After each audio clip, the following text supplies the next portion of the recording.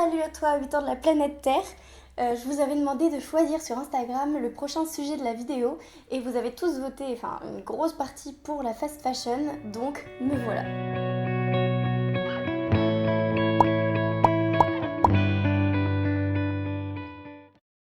Avec le développement des réseaux sociaux tels que Instagram, notre apparence physique est vraiment devenue primordiale. En plus de ça, maintenant c'est vraiment facile de commander des vêtements puisqu'on a les e-commerce, donc en un clic c'est fait. Les centres commerciaux se sont multipliés avec toujours plus d'offres alléchantes et les collections, vraiment il y en a tous les mois. Donc tout est fait pour qu'on achète et c'est ça la fast fashion. C'est-à-dire que tu vas acheter des vêtements, tu vas les porter un mois et puis paf, le mois d'après tu refais complètement ta garde-robe. Il n'y a plus de longévité maintenant.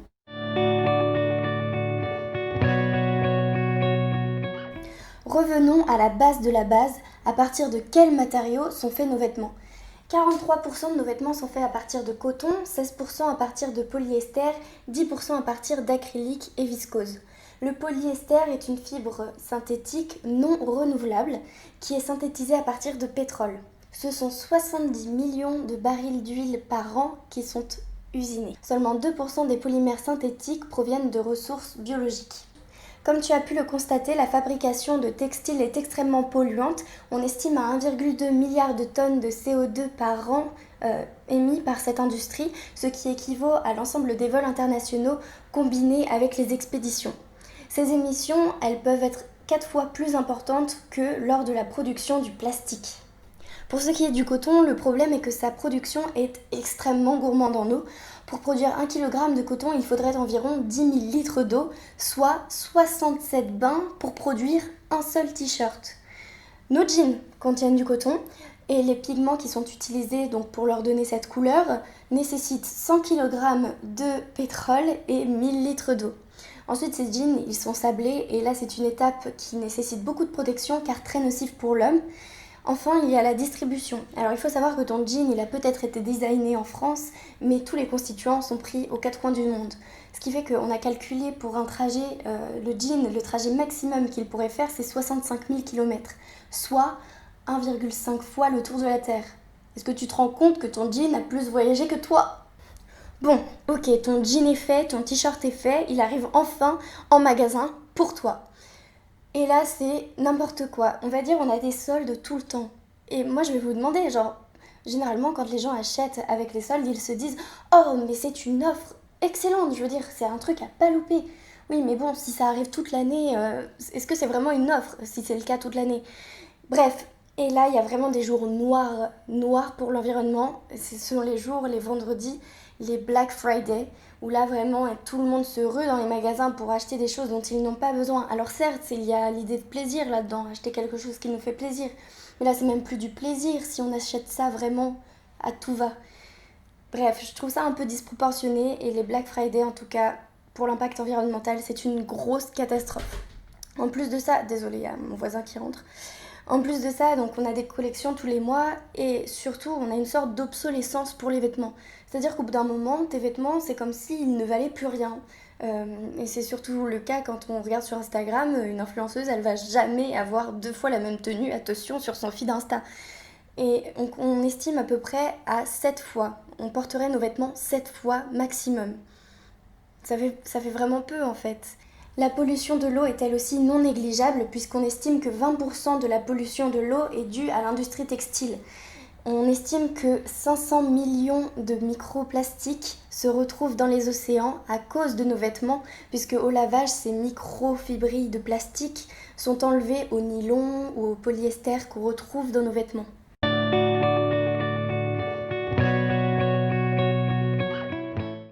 Alors, je ne sais pas toi, mais moi je me suis jamais demandé si mes vêtements pouvaient avoir un impact sur ma santé. En fait, ça me paraissait évident que non.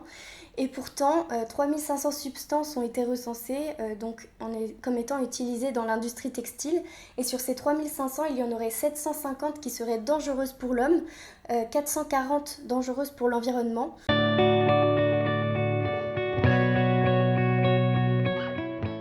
Donc là, on va aborder l'impact humain. Et c'est vraiment une catégorie qui me fait froid dans le dos. Je veux dire, comment on peut continuer d'acheter nos vêtements de cette manière-là quand on a conscience de ça ? Voilà, donc tu vas voir ce que je vais te dire. Et je sais pas si tu as déjà entendu parler de l'effondrement du Rana Plaza au Bangladesh, qui est une usine textile qui a fait plus de 1134 décès. Euh, pour montrer à quel point les infrastructures, vraiment, elles sont dans des états minables et elles mettent en péril la vie des travailleurs. En plus, les employés sont payés 7 fois moins qu'en Europe. On estime à 108 millions d'enfants qui travaillent dans le monde dans l'agriculture, qui comprend évidemment la culture du coton utilisé pour nos vêtements. Récemment, une ONG australienne, OSPI, a dénoncé l'implication de l'industrie de la mode dans l'asservissement de la communauté ouïghour. Alors la communauté ouïghour, il s'agit d'une minorité en Chine qui est principalement musulmane et le gouvernement chinois est accusé de recréer des camps de concentration envers cette minorité. En effet, les Ouïghours seraient forcés au travail et sous-payés. En plus de ça, les femmes seraient rendues stériles. Donc on a quand même une réduction de la reproduction en fait. C'est comme s'ils voulaient éteindre cette minorité. Les femmes donc, sont rendues stériles et les Ouïghours ne peuvent plus pratiquer leur religion.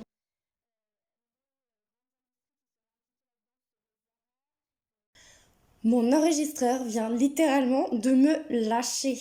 Donc je vais passer le reste de la vidéo avec ce téléphone dans les mains.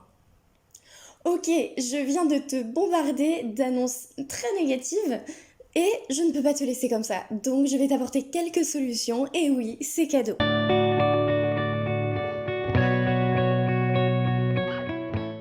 Le premier truc que je te conseille, mais fois 1000, c'est de télécharger l'application Clear Fashion. Sur cette application, tu vas pouvoir scanner tes vêtements, les étiquettes, afin de voir leur impact sur l'environnement, sur la santé humaine, sur le travail des hommes, ainsi que sur les animaux. Tu vas pouvoir aussi, en regardant plus loin, aller taper directement dans la barre de recherche les enseignes qui t'intéressent. Comme ça, tu vas pouvoir avoir un aperçu sur les mêmes critères que pour tes vêtements de leur travail. Tu vas pouvoir aussi avoir accès à de nouveaux magasins donc, qui sont plus éthiques et éco-responsables. Ça va te permettre de te donner plein de pistes pour acheter tes vêtements au bon endroit, en tout cas à des endroits où tu auras choisi vraiment le mode de production. Donc c'est très très important, je te conseille vraiment, en plus ça te donne vraiment une vision globale qui est nécessaire.